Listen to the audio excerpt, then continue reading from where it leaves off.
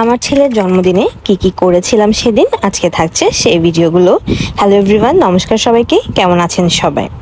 ব্যস্ত থাকার কারণে ভিডিওগুলো আপলোড করতে পারিনি আর ভয়েস ওভারও দিতে পারিনি, তাই বার্থডের 4 দিন যাওয়ার পরে আমি ভয়েস দিতে বসেছি। 10 তারিখ ছিল আমার ছেলের জন্মদিন, আর জন্মদিন উপলক্ষে সবার আগে পায়েস রান্না করতে বসেছি। আর এই পায়েসটা একটা স্পেশালিস্ট এটা পদুয়া থেকে দিদা মানে আমার মামির মা আমাকে রস দিয়েছিল, খেজুরের রস, ওইটা দিয়ে পায়েসটা রান্না করছি।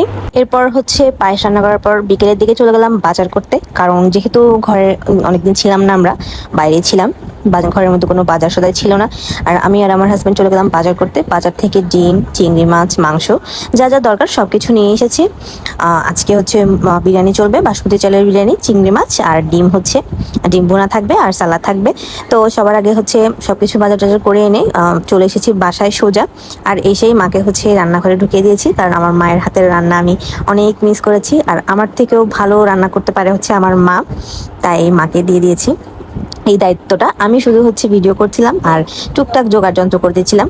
এই তো এখানে মা আগে বাসমতি চালটা 80% করে নেবে, মানে 80% ফুটিয়ে নেবে, তারপরে মিক্স করবে। আর মাকে সাহায্য করছিল বড় মামিও চলে আসছে। বড় মামি অবশ্য এতদিন মানে বিগত 4 বছর ধরে আমার ছেলের বার্থডেতে একদমই আসতে পারেনি, যেহেতু উনি বাড়িতে ছিল। এই বছর যেহেতু বড় মামি রাঙামাটিতে, তো মামি বলছে যে আমি আমার নাতির বার্থডে কীভাবে মিস করি, তাই মাকে হেল্প করছিল। আমি এইগুলোতে খুবই কাঁচা, মানে আমার খুব ভয় লাগে, কারণ এমনিতে নর্মালি বাসার মধ্যে আমরা 4-5 জনের রান্নাগুলো আমি খুব ভালো করেই করতে পারি, কিন্তু যখন একটু মানুষ বেশি হয়ে যায় তখন আমি খুব হিমশিম খেয়ে যাই আর কি। এই তো সন্ধ্যার আগে আমার রান্নাবান্না পুরোপুরি কমপ্লিট হয়ে যায়। এবার বাসায় সবাই চলে আসে, আর সবাই বলতে আমার মাসিরা, মামিরা, দাদু দিদা, এই আর কি। এদেরকে ছাড়া তো আমি অসম্পূর্ণ, তাই এদেরকেই বলেছি। আর এখানে দেখুন আমার দিদার সাথে এটা আমার মাসিতো ভাই বড়টা সৌরভ, ও এবছর অনার্সে ফার্স্ট ইয়ারে পরীক্ষা দিবে। এরপর মাসি জিতু এবছর এসএসসি দিয়েছে, ওর রেজাল্টও দিয়ে দিবে খুব তাড়াতাড়ি। আর এদিকে আমার ছেলেটা টাকা পেয়ে খুব খুশি, দিদুন দিয়েছে 1000 টাকা, তারপরে বড় বাবা দিয়েছে 500 টাকা। এই তো টাকা পেয়ে খুশি। আর সবার সাথে ছবি ফটো সেশন করতে করতে দেখি ওর বাবা চলে আসছে। বৃষ্টি পড়ছিল বাইরে খুব সেদিন। ওর বাবা ওর বার্থডে গিফট নিয়ে হাজির, মানে ওকে আমরা প্ল্যান করেছিলাম বার্থডের দিন একটা সাইকেল গিফট করব। আর সাইকেল পেয়ে তো সে আরো খুশি, মানে মনে মনে প্ল্যান করছে কখন যে সাইকেলটা চালাবে। এই তো এরপরে সবার কেক কাটা শুরু। আমি আর আমার হাজব্যান্ড প্রথমে কেক কেটে নিই, এরপরে জিতু চলে আসে। জিতু একটু লেট করে আসে, কারণ ও দোকানে ছিল। দোকান থেকে এসে আমরা পরে জিতুকে নিয়েও কেটে ফেলি সবগুলো।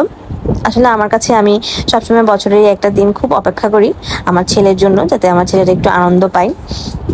প্রথমে চিন্তা করেছিলাম, যেহেতু আমরা পদুয়া গিয়েছিলাম, ওখানে মামার বাড়িতে মানে আমার মামার বাড়িতে বার্থডেটা সেলিব্রেট করব। পরে আবার চিন্তা করি যে না, আমি তো কেক অর্ডার করে ফেলেছি এখানে রাঙামাটিতে, এটা কি করে মিস যায়। আর মামার বাড়িতে থাকলে আমি আমার মাসিদের সাথে মাসিদের মানে মিস করে ফেলতাম, ওরা বার্থডেটা মিস করতো। তাই আবার রাঙামাটি চলে আসি, খুব জার্নি করে আসি। মানে আমার উপর যে কি পরিমাণে ধকল গেছে সেটা আমি ছাড়া আর কেউই জানবে না। তারপরেও আমাকে হেল্প করার জন্য অনেকজন ছিল। তো আজকের ভিডিও এতটুকু। কেমন লেগেছে সবার জানাবেন কিন্তু।